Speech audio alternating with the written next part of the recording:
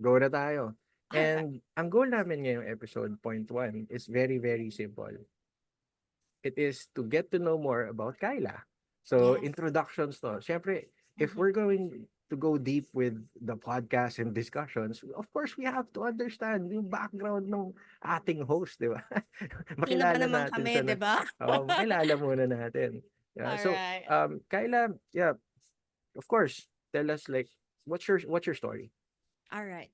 So in episode 2, I did mention that among my skin philosophy patients, for example, they're more familiar with me as an aesthetic dermatologist, a functional medicine doctor, and a self-love coach.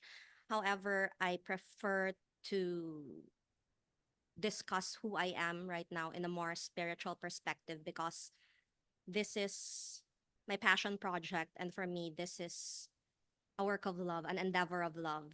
So here goes. I am a soul who specifically chose this body, who specifically chose the family that I'm going to be born into, who specifically chose the circumstances that I would be born into, who specifically chose all the experiences that I'm gonna have, whether good or bad. My soul chose all of these because this lifetime is like a classroom of life. And I am meant to definitely learn lessons from this. And I am meant to also experience emotions of joy, love, peace, excitement, and other emotional and other like positive things. So with that, I would like to like use the metaphor shared with me by a friend that, you know, I'm just rolling in cotton candy and mud in this lifetime. So I accept both the good and the bad because it's all part of the human experience. Like it's part of this great artwork, so to speak. And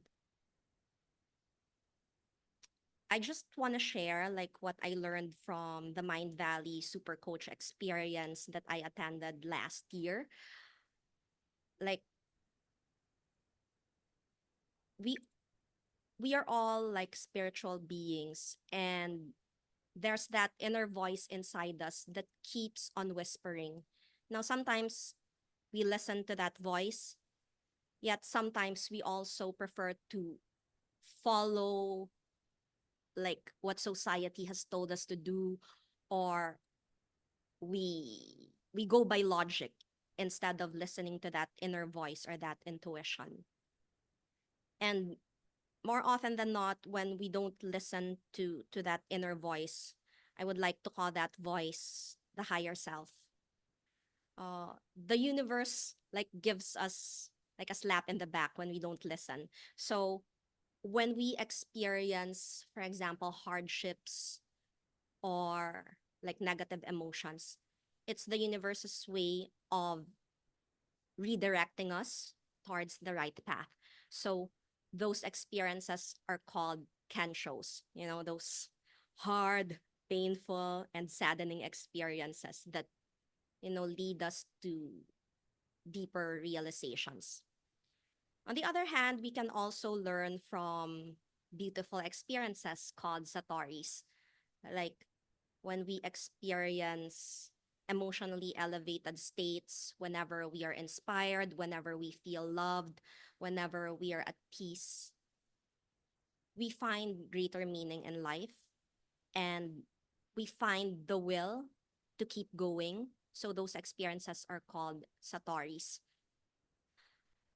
In my life, I've experienced all of those, and like assuming that I'm gonna live until the age of 80, for the first part of my life, I felt that, you know, my life has been full of shows. Like I felt that my life was so hard, and I was actually diagnosed with major depressive disorder when I was about 24 years of age. I was in a very dark place. because I was in medical school then, and I actually didn't like what I was doing. You know, as a kid, I've always been very obedient. You know, I always follow the rules.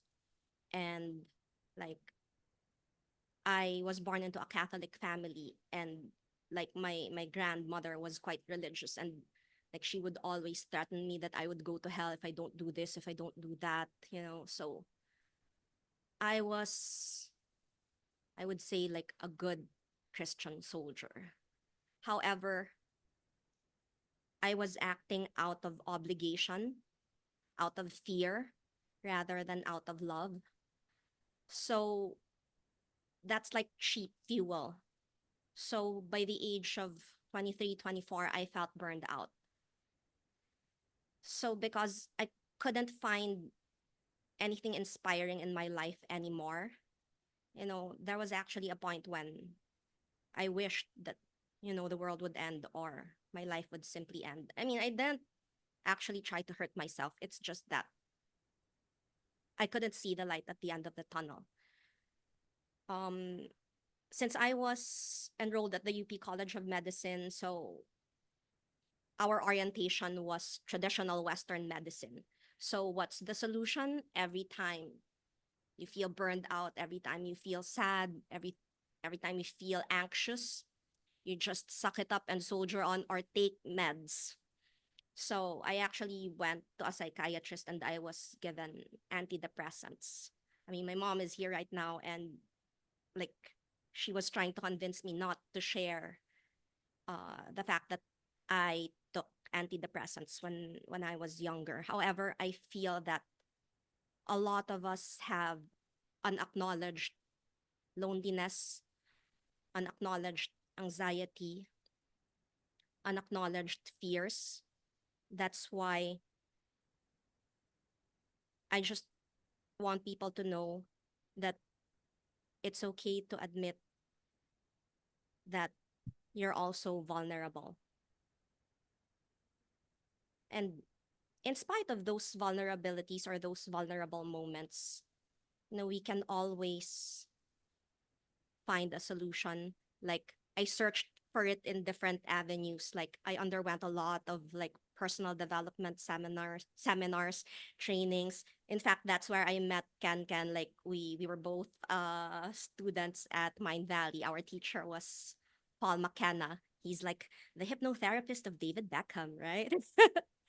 So like that's I realized that there are lots of resources out there that can address mental, emotional, and spiritual baggages. It's just that they're not often talked about.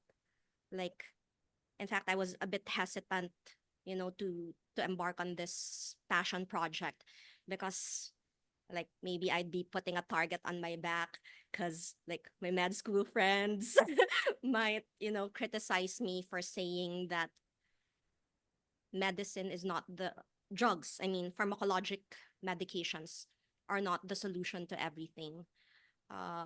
It's just that I'm more confident now to talk about this because I have experienced firsthand the healing effects of meditation, you know, doing the inner work, lifestyle change, and all these other integrative medical practices. That's why I'm confident when I say drugs are not the solution to everything. And sorry, I'm so talkative, no? Pero I just Go lang, go lang. I mean, yan nga eh. I mean, it's really nice and feel free to yeah, open up. I mean, um, people are learning from you right now. So, yeah. yeah. Thank you. So with your permission, everyone, I would like to continue some, you know, pieces of experiences that I have found useful. Uh, and one of them is like the movie Soul. I'm not sure if all of you have already seen it. So spoilers ahead. So just press mute if you don't want to hear about parts of this movie. So anyway, that movie highlighted the difference between purpose and spark. Like, I was a competitive kid. So I've always thought that, succeeding in life meant, getting like a high paying job, making lots of money, traveling and all that stuff. Um, yes, these ambitions still bring me excitement. It's just that s- purpose is not the same as spark, because you can find spark even while waiting for the fruition of your ambitions. Like, you can find spark even in simple things. Like, you can find joy in daily life. You can look into the eyes of your loved ones or even your dog just to find love. And you can find peace as long as you take the time to actually give yourself that space. So that's the difference between purpose and spark for me. So that movie really made me cry super, because I felt that for the longest time, like I was like pushing myself too hard, yet my primary driving forces were like fear, obligation, guilt, shame, or even anger. Like sometimes when when we feel disappointed, we get angry, right? And like, while it's true that anger or disappointment or fears can also motivate us to do better, these are like cheap fuel. The body cannot constantly run on overdrive. When cortisol, the stress hormone, is always up, like it's gonna knock out the immune system, it's gonna cause cardiovascular health problems, and it's gonna drive you insane. So while these negative emotions are part of life, we can come up with ways to manage them. So basically, my painful life experiences led me to this quest. And I just told myself there has to be a better way of living. We can't live on constant fear, or in constant fear, constant anxiety, constant loneliness. So, there. By healing myself, I realized that I I may be able to inspire other people to embark on a similar journey. There. Thank you. Ayun. Salamat, salamat, Kyla. You're Okay. So welcome. yeah, I think for our friends or viewers that are watching, I mean it's also a nice time to like leave a comment for Kyla. Yeah, for sharing her like story and journey to Thank you all for of us. listening. Yeah. Thanks, Thank you for thanks, allowing thanks. me to share, and thank you for holding space for me. I really Mhm. appreciate you. Yan, hi Ruru, sabi ni Ruru, we love it, Dr. Kyla. Thank Tapos you. Thank you. love that movie din daw. Yeah. Heart. So yan, syempre And ayan, any like message to similar to people who are also going that same path, or to those who are just starting to like make their own uh, journeys, Kyla? What's your message for them? just be authentic and follow your own bliss. Like, you can only find that by listening to your own internal GPS. Like, when you still your hearts and minds, that inner voice will eventually reach your ears, your head, and then your heart, and you will know what to do. All right. So that All right. concludes our episode 0.2.